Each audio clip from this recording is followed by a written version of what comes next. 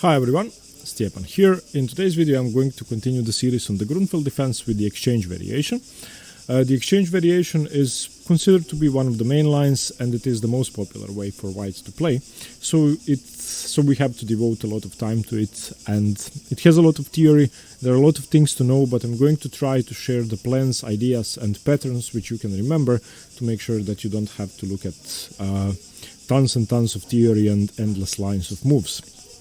Okay, so the opening begins after d4, knight f6, c4, g6, knight c3, and now black doesn't play the king's Indian. Black plays the move d5, Grünfeld defense, striking at the center immediately. And now the most principled refutation of the Grünfeld visually should be the exchange variation. The exchange variation is simply taking on d5. So c takes d5, after knight takes d5, and there are no other moves because e4 is going to come. White plays the move e4, chasing the knight further away or forcing it to capture on b3.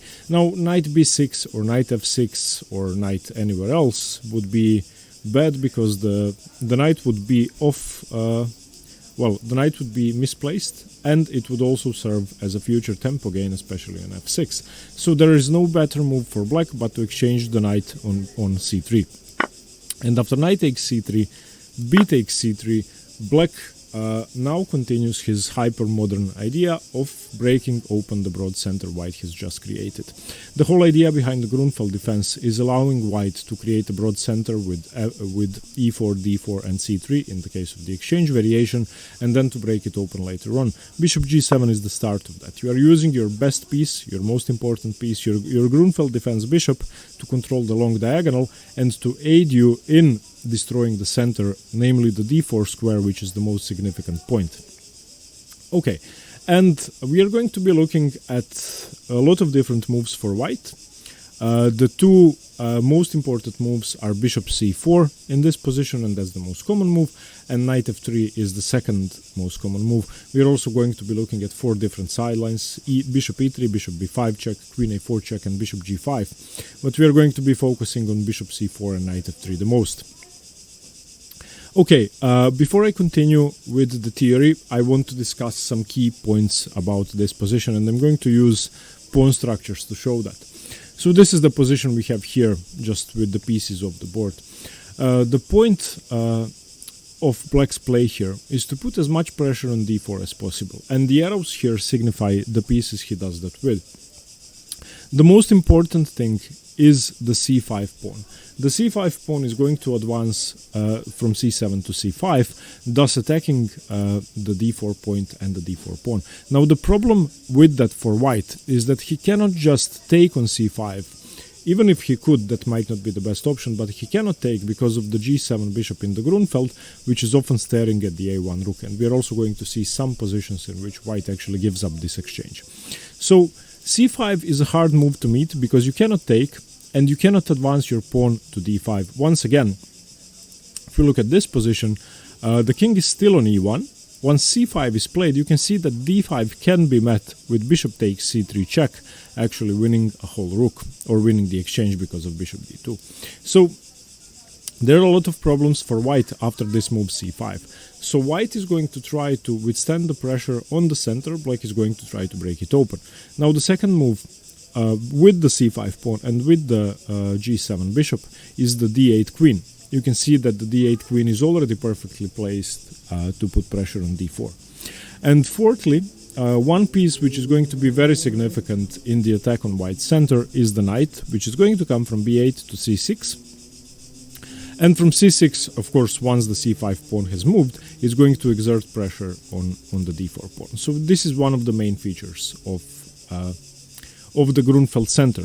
Now, the second thing is this exchange. Once c5 happens, and black is almost always going to take on d4, after c takes d4, c takes d4, we have this pawn structure.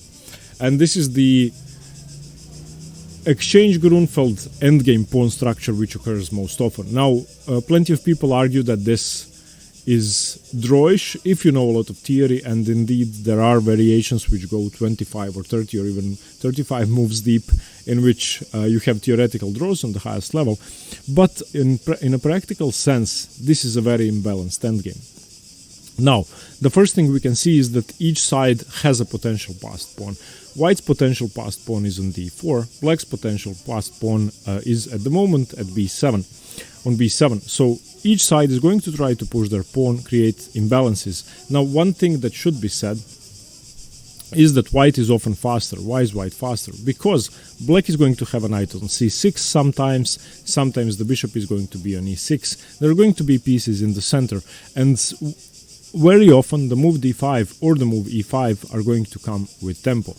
Okay, the third main feature of the Grünfeld exchange variation is the c4 square, and this I would like to highlight specifically. Okay, so what's the point of the c4 square? So as soon as the exchange variation happens, let's go over that once again. So knight c3, d5, c takes d5, knight takes d5, e4, knight takes c3, b takes c3, we have this pawn structure. And in this pawn structure, the main weakness for white is the c4 square. Why is the c4 square weak? Because white can no longer defend it with a pawn.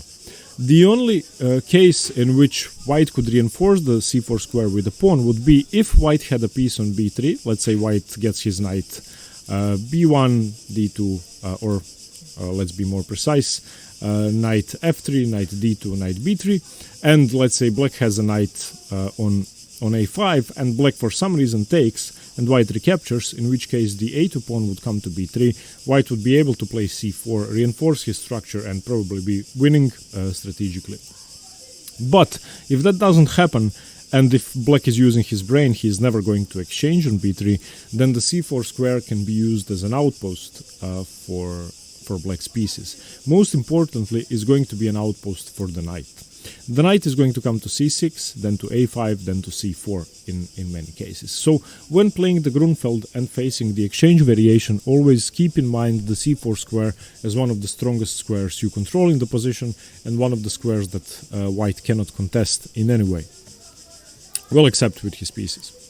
Okay, now, theory. I'm just going to mention the sidelines briefly before we start. Okay, the move bishop g5, first of all, in the exchange variation, is not precise, I would say, and I don't like the move bishop g5. Black continues with his normal plan, disrupt the center, c5, rook c1 by white, trying to control the center, and now black castles, simply castles. Still there's a lot of pressure. Now, of course, d5 would actually be possible and is one of the options because the rook is defending the c3 pawn. So d5, for example, queen d6, knight f3, bishop g4, bishop e2, knight d7, castles. I don't think bishop g5 is such an important move. It's still a sideline. It has been played, let me see how many times, about 250 times. And it's a move you have to know, but black doesn't really have that many problems. Just continue with c5, castle normally. If d5 happens, you continue with queen d6 and bishop g4, pinning the knight, and bishop e2, knight d7, castles. You are fine here. You have a 3-2 pawn majority on the queen side. An exchange didn't happen on d4, but you still have a potential to create a passed pawn on b4, and white is still going to try to create his. Now, you have a lot more control over e5, which is good. Okay, after bishop g7, another sideline which might seem tricky are the checks with bishop b5 check and queen a4 check. Now, after bishop b5 check, the main point of this is to provoke the move c6, which doesn't really do that much in my opinion. Bishop a4 castles, knight e2, and now the pawn can advance to c5, and it will advance to c5. So the thing white got is a bishop on a4 instead of a bishop on f1, which you could argue is useful. Castles, knight c6, and black continues with his normal plan. Now the main move here is bishop e3, but one tricky move has been played, and that's bishop takes c6, b takes c6, doubling the pawns, but I think that white is almost lost here, even though the engine gives it as equal. But you need to keep that in mind because the option might seem tempting.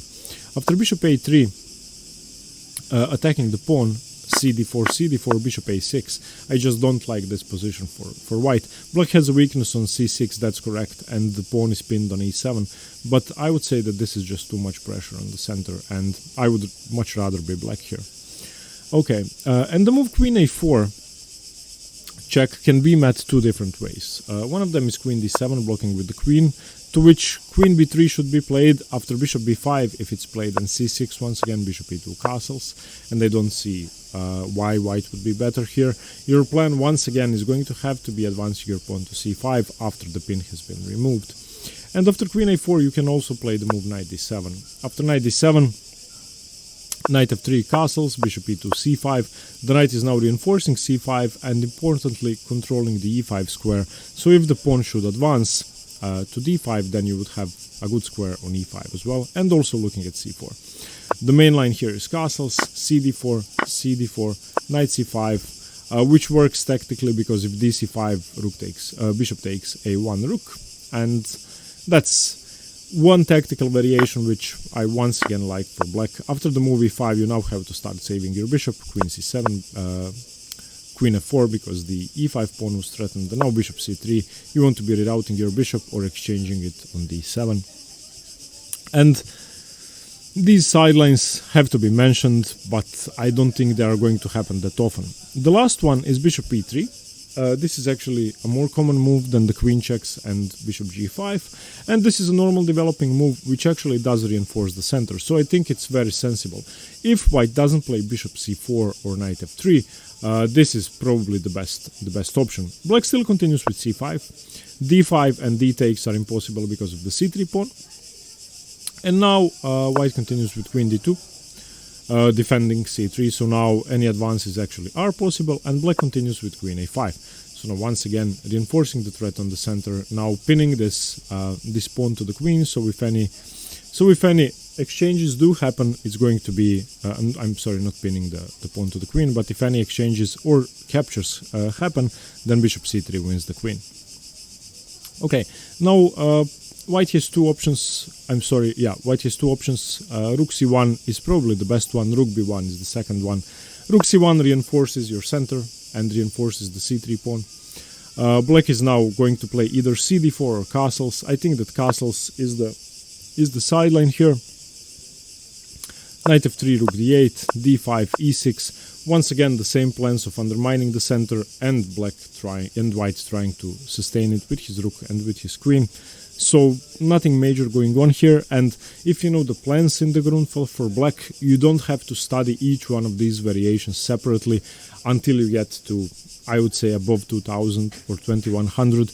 It's more important to know the ideas in these variations than the exact move orders. So bishop e3 is a sort of move you're going to be accustomed to playing against if you know the plans in the Grünfeld. Okay, and now to make sure this video isn't 20 hours long, I'm going to get to the two main moves, bishop c4 and knight f3. Let's look at knight f3 first. This is the so-called modern exchange. Black is going to continue with c5. So for black, remember your plans, c5, try to disrupt the center. The problem with knight f3, as opposed to bishop c4, is that the move bishop g4 comes with a pin and actually removes the support on the d4 pawn. You can see that if black had played knight e2 instead of, I'm sorry about the crickets and about the noises, there are some children crying in the neighborhood.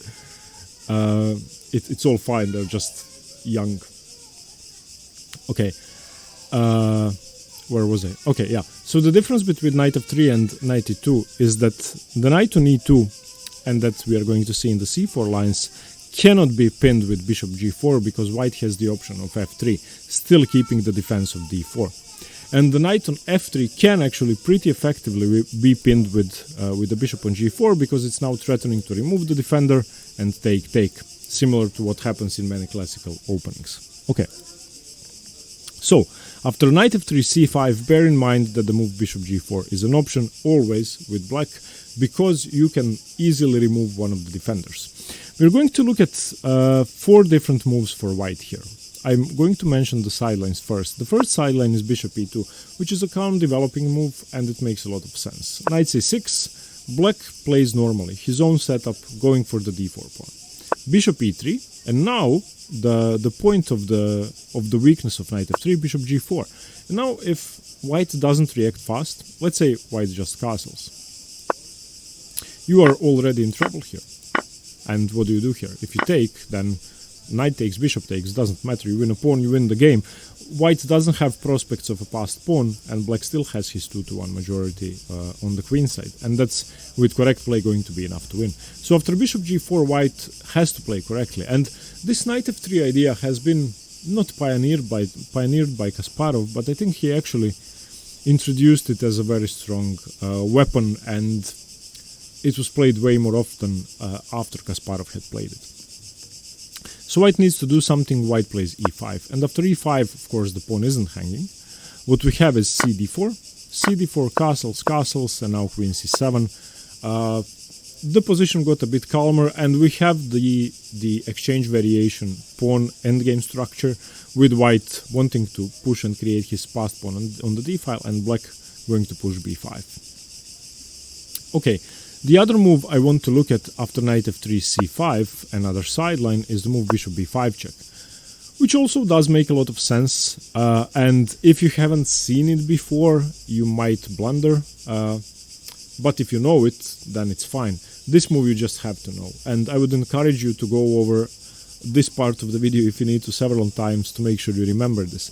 Bishop b5 check seemingly stops knight c6, and knight c6 is the move you want to play in your setup. You want to attack d4. So if black plays knight c6 anyway, you might be wondering why d5 isn't a move and why d5 isn't a playable option which can win the knight. Of course, the knight is now pinned to the king and the knight cannot move, but there's a trick. Okay, there are two moves here, either castles or d5. Castles is way more popular because d5 doesn't really work. Okay, and let's see why. If d5, black has the only move, queen a5, and now if pawn takes knight, then queen takes bishop. So white plays rook b1, defending the bishop, so now once again reinforcing the threat of pawn takes c6, and black plays a6, chasing the bishop away, so now forcing the bishop to take. Bishop takes c6, b takes c6, castles, and you can see that white has given up the bishop pair in a position with an open center. He has a loose pawn on c3, a loose pawn on a2, and just a very loose position which is going to crumble with correct play from black. A bishop is way more powerful than a knight here. And that is why after bishop b5 you can play knight c6 because d5 is not playable. White is going to continue with castles, and you're simply going to take cd4, and after cd4, castle. And now once again we have the same structure, e4, d4, b7, a7. Black wants to advance on the queen side, white wants to advance in the center. And here the variations are fairly simple. White develops, black plays his bishop g4 once again, increasing the pressure on d4. And now to relieve the pressure, white does the same thing. Bishop takes c6, b takes c6, rook c1. And if white is forced to give up his bishop to get rid of the pressure, then black should be fine. You do have a structural weakness on c6 though, and it's not that easy to create a passed pawn anymore, but the c6 pawn is now reinforcing d5. Queen a5, you want to trade a2 for c6, queen d2 defending and offering a queen trade, takes, rook f d8, offering a trade once again, rook c6 for bishop d4, knight b3, a5, rook c6, just trying to remove the defender. After the knight moves, an exchange happens, and this should be equal. On high levels this should be a draw. Practically though, I would prefer to have white because his knight is in my opinion better than the bishop. If black can fix his pawn on a dark square, if white can fix his pawn on a dark square and try to get a more active position, I think he might be better, especially because f3 is blocking the route for the bishop, and the bishop doesn't have that many squares. Okay, now let's continue with the main move here. After knight f3, c5, the main move is rook b1, and this move is one of the reasons that the Grünfeld was considered to be almost busted, and this move has been played heavily during the 80s and the 90s. The move rook b1 is really tricky, and it leads to a pawn sacrifice, which leads to huge initiative for white. And when I played the Grünfeld for the 1 year, I didn't like facing this move. I think it's just better for white. So rook b1 castles, black castles, disrupts the center. Bishop e2, developing, and now this trick that black has, or this option to win a pawn. cd4, cd4, queen a5, check. And now you can see that this is a double attack. Attacking the king and attacking the a2 pawn. So bishop d2 and queen takes a2. After white castles, this position has been very heavily analyzed, and this is one of the main positions in the Grünfeld defense. Apart from the main line of the bishop c4 variation, which we are going to see, the classical exchange variation, this is the key position you have to know, and this is what's most often going to happen in your games. After knight f3, that is. So what's the point? Black has an extra pawn and a 2-0 pawn majority on the queen side, two connected passed pawns. Now what's the problem?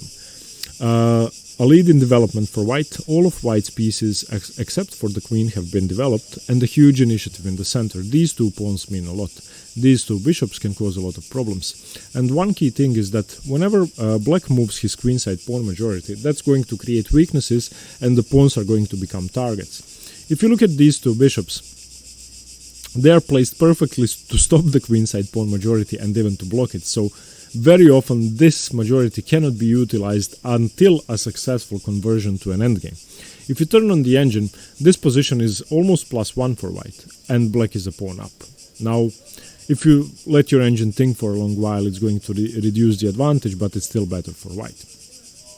Now, how does black continue? This line is pretty forced, and this is the good news. So with black, you need to know this. You need to know everything up until move 20. If you want to outplay your opponent with theory, then know more. So, bishop g4, once again trying to remove the defender of d4. Bishop g5. You are not afraid of bishop takes e7 because of rook e8. So h6, bishop e3, knight c6, d5, and now bishop takes f3, knight e5. And this is sort of the starting position of the modern theory. Rook takes b7, you are giving the pawn back, and now a5. And this is the main line for a reason, and this has been played most often. You need to try to utilize your pawn. You have given up the b7 pawn, it doesn't matter. You are going to give up your e7 pawn, it doesn't matter. You want to create problems with this pawn. You are not even interested in taking the bishop. You want to play a4, a3, a2, and queen, or at least cause enough trouble to make sure white has to give up some material, an exchange, or something else to stop you. Your bishop is really strong, your a8 rook is really strong, your queen on a2 is really strong, and this should be your plan. Let's say bishop e2 is played, knight c4 is defended by the queen, and now after bishop f4 you want to play a4. Rook takes c7, doesn't matter, a3, and this is the idea. So that would be the move knight f3, and after knight f3 c5, as I said, rook b1 and the pawn sacrifice is the main thing you have to know. And after bishop g7, bishop c4 is the main move and the move you need to know best. This is the main line of the exchange. Now once again, as in all variations, black continues with his one idea, c5. Now knight e2. The difference between knight e2 and knight f3, as I said, is that bishop g4 doesn't really work because f3 can be played. Now there are two moves here, but they're going to lead to the same position most of the time. So let's look at knight c6, which is considered to be the main line. Knight c6 attacking d4, bishop e3 defending d4, castles, and now bishop g4. And if the knight was on f3, white would be in trouble. Since the knight is on e2, white can play the move f3. And black argues that this move is weakening and that it's worth provoking it because the position for black is better with the pawn on f3 than with the pawn on f2. You could say that's true. Because the dark squares are under pressure, then weakening a dark square diagonal makes sense. After f3, black doesn't have to move the bishop immediately. Black can play the move knight a5. And now the c4 square comes to mind. In the main line, there is going to be trouble on the c4 square for white. Bishop d3, retreating the bishop, and now still not moving the bishop away from g5, but c takes d4, attacking the bishop. And after c takes d4, now once again, you are under attack. Now you do have to move, and now bishop e6. And now in this position, after bishop e6, we have one of the craziest lines in the Grünfeld. This is now move 13. And after bishop e6, white doesn't have to play this, but is the best way to play d5, and the most interesting way to play. d5 is very aggressive, of course, giving up the exchange, so why not take? Bishop takes a1, queen takes a1, but for the exchange you have given up your Grünfeld bishop and the position gets tricky. Mind that black doesn't have to move the bishop away because the queen is going to take on d3. So f6 stopping e5, making room for the bishop if necessary, even though the bishop is going to go to d7 most often. Bishop h6. Rook e8, king h1. It's important to stay off the dark squares because they could be used as a tempo gain and to win some pieces. Rook c8, developing. Knight f4, attacking the bishop. Now, bishop f7 has been played, but it's not as good. You need your bishop on this diagonal, so bishop d7. And now e5. e5 is not a pawn sacrifice because the queen is defending it. It's threatening e6. And it's also double attacking the g6 pawn, so now things get crazy. Knight c4, getting your knight in the center, defended by the rook. e6, bishop a4, ideally you want to play b5, a5 and start. And now the sacrifice. This is the best move for white and the most commonly played move for white, and you're going to win an exchange for it. If you want, you can pause the video, but I think it's fairly obvious. Knight takes g6 and you have to take, pawn takes, bishop takes, and now you're losing an exchange and you are getting under pressure, so the best way to defend is knight e5. And believe it or not, white doesn't take the exchange. White doesn't play bishop takes rook on e8. White plays bishop e4. This bishop is much more effective in the attack and in the center of the board than this stupid rook on e8. Bishop c2, trying to challenge the bishop. And now bishop takes, rook takes. And you might wonder why this is played, why you allow this trade to happen.